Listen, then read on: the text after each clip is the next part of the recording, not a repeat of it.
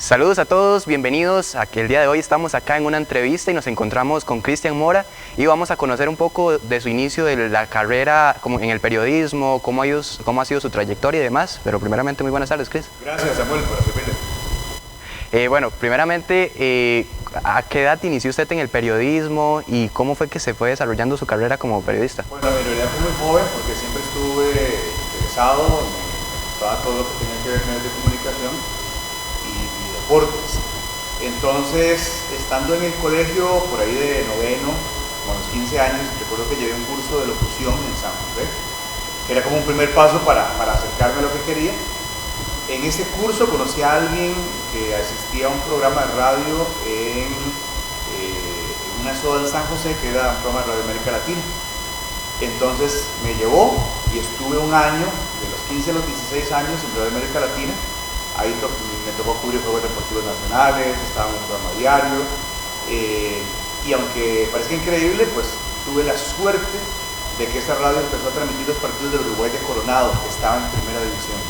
Entonces tuve la experiencia de llevar las estadísticas del partido en transmisiones de radio y también la primera Copa UNCAF de 1991. Entonces realmente empecé muy joven, las estrellas se alinearon para que se me diera esta oportunidad. De ahí pasé a Radio Monumental terminando el colegio. Fui a buscar ahí una oportunidad y digamos que ya formalmente en Monumental empecé la carrera como tal, el trabajo como tal. O sea, estuve un tiempo haciendo práctica y después ya me contrataron y me quedé ahí. Digamos que ahí formalmente ya empecé mi carrera en el periodismo. ¿Y siempre sintió, digamos, alguna atracción hacia la narración o se inclinó primero como por el periodismo como tal? No, la narración llegó después. Al principio lo que me apasionaba era el periodismo como tal.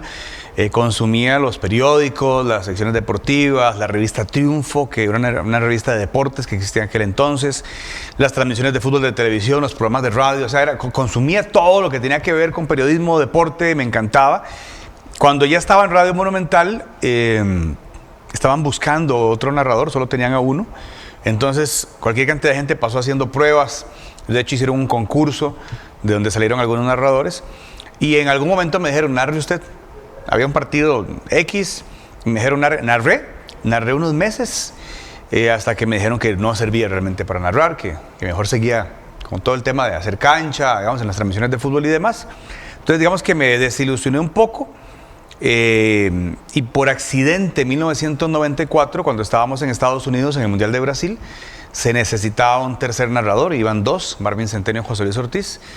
Recordaron mis jefes en aquel entonces que yo había narrado un tiempo atrás, aunque no había salido bien, por la emergencia saqué unos partidos narrando y como que me fue mejor, como que les gustó más, y a partir de ahí, de 1994, digamos que se unió a todo el tema de periodismo, se unió el tema del relato de fútbol. ¿Qué tuvo que pasar Cristian Mora de ese momento donde tuvo la primera oportunidad para convertirse, digamos, en narrar un gol tan importante como es el del 2014? Todos son procesos.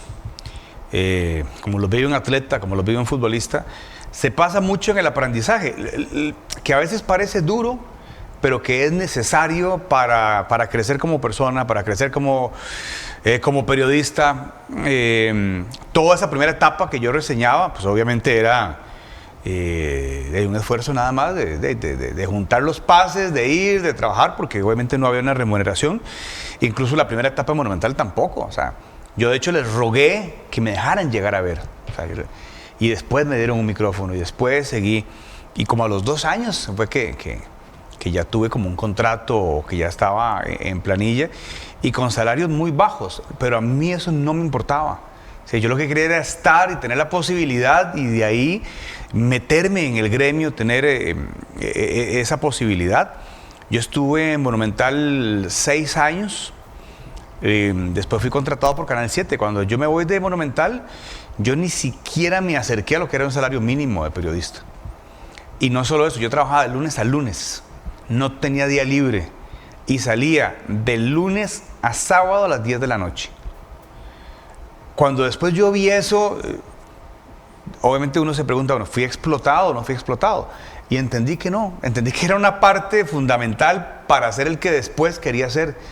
de aprender, de pasar cosas, de reportear en bus, de mil cosas, tal vez difíciles en su momento, pero que me formaron como hombre, como periodista, como persona, como profesional, y que después tendría su recompensa. Al vivir en San Ramón y tener que viajar, me imagino que tanto, ¿cómo hacía, digamos, para costearse en su inicio de carrera, por ejemplo? Bueno, era difícil porque además, cuando empiezo, yo hice generales en la Universidad Nacional, cuando empiezo y quiero estudiar, quiero llevar la carrera, o sea, ya yo trabajaba y no había empezado a estudiar, empiezo a estudiar, tenía que hacerlo en una universidad privada, era la única posibilidad para no interrumpir el día a día que me estaba apasionando tanto.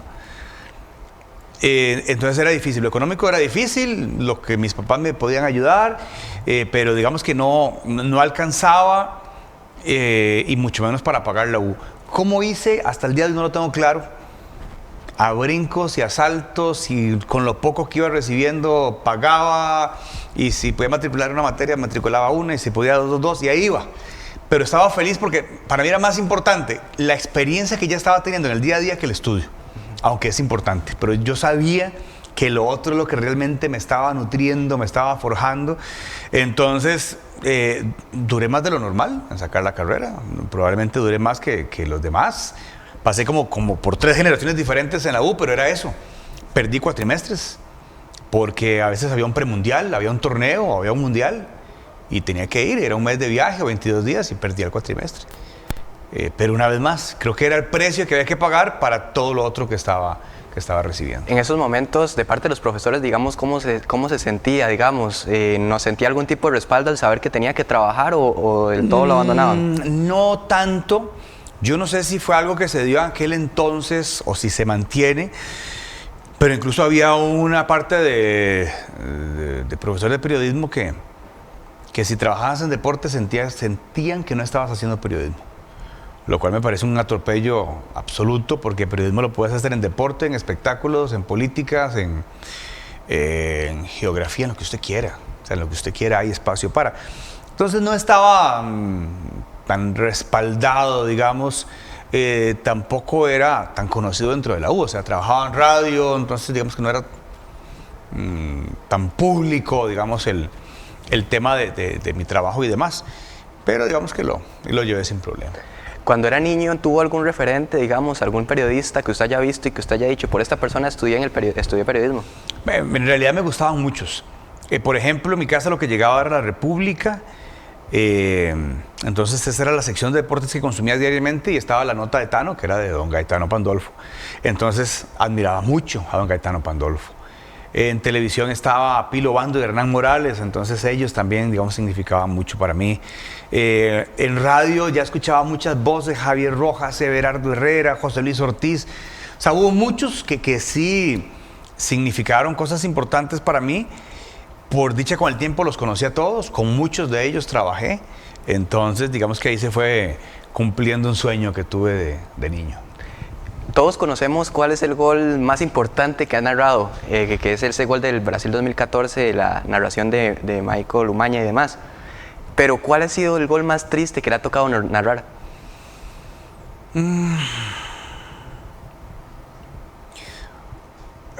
El gol más triste, de hecho, no lo narré, porque no estaba. A mí me tocaba estar en la transmisión del partido Costa Rica-Estados Unidos, el que nos iba a dar la clasificación al Mundial de Sudáfrica. Pero un mes antes, yo me fui a Egipto con la selección sub-20. Estábamos en Radio Colombia. Jamás pensábamos que íbamos a llegar hasta el último día del Mundial.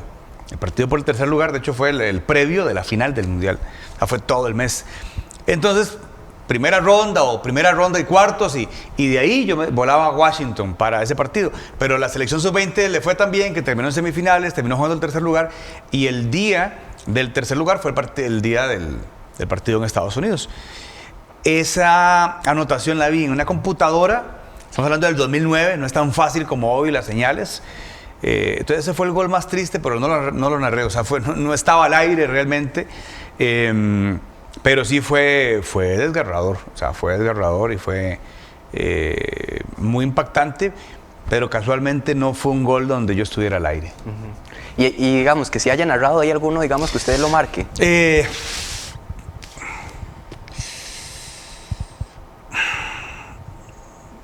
Hay muchos, especialmente en temas de selección, duelen. Cuando estábamos en la eliminatoria para Francia 98 y nos mete el gol Jamaica en Kingston, me dolió mucho porque era una selección que yo creo que todos sabíamos que estaba para ir al Mundial de Francia, que se nos complicó un poco el tema, pero eran partidos de tú a tú y que lo que faltaba era el gol y casi que dábamos el paso al Mundial. Y además iba a ser mi primer Mundial ya como narrador 1. O sea, yo sabía que si la selección clasificaba, yo iba a narrar esos partidos en radio para Costa Rica. Y recuerdo que aquel gol de Dean Burton que sepultó prácticamente las esperanzas, entonces sí fue muy triste. Yo tenía 23 años, iba a ser mi segundo mundial, quería narrar a Costa Rica y entonces digamos que sí me golpeaba. Lo vivía muy apasionadamente, o sea, como periodista, como relator, pero también como aficionado por lo que sentía por la CL. Entonces ese fue uno que me dolió bastante porque ahí yo creo que ya interpreté que realmente se nos iba al mundial. ¿Cuál fue esa clave que para dar ese salto en el periodismo? O sea, ¿cuál fue la clave en su carrera para triunfar? Bueno, yo creo que primero la constancia. Decía antes que aquí no es fácil y que hay que tener paciencia y llevar un poco de palo y después las puertas poco a poco se empiezan a abrir. Pero esa paciencia, cuando son años y no meses, la mayoría no la tiene. Y a veces tiran la toalla, y a veces se van, y a veces dicen, no, si tengo el trabajo, me pagan 100 pesos y aquí estoy con 0, y uno entiende también.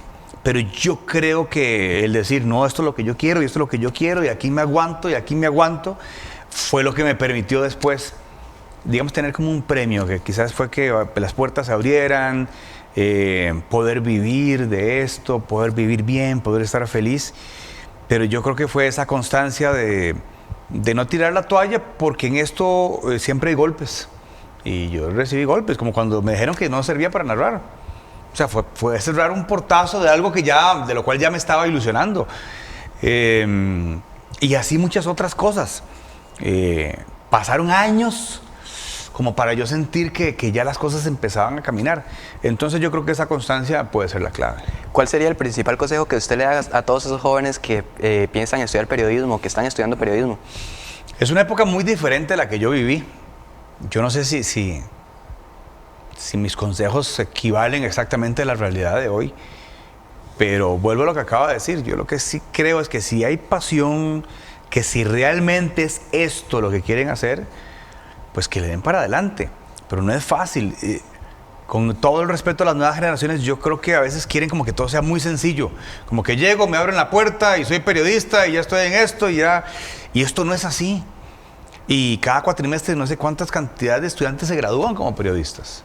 Bueno, ¿y cuántos son los que están en televisoras, en periódicos o lo que existe ahora de periodismo escrito, digital? Y en radio son pocos. O sea, el porcentaje realmente es minoritario. Entonces, el que la quiera así como tan fácil al inicio, yo creo que va a sufrirla. Pero si realmente quieren, si realmente les gusta, métanse de cabeza y poco a poco las cosas se van a ir dando. Eso es lo que yo les podría decir. Bueno, Cris, de verdad que muchísimas gracias por su tiempo. Gracias, Samuel. Esta es toda la entrevista de cómo ha sido más que todo la carrera de Cristian Mora como periodista y relator también. Así que bueno, nos vemos en una próxima.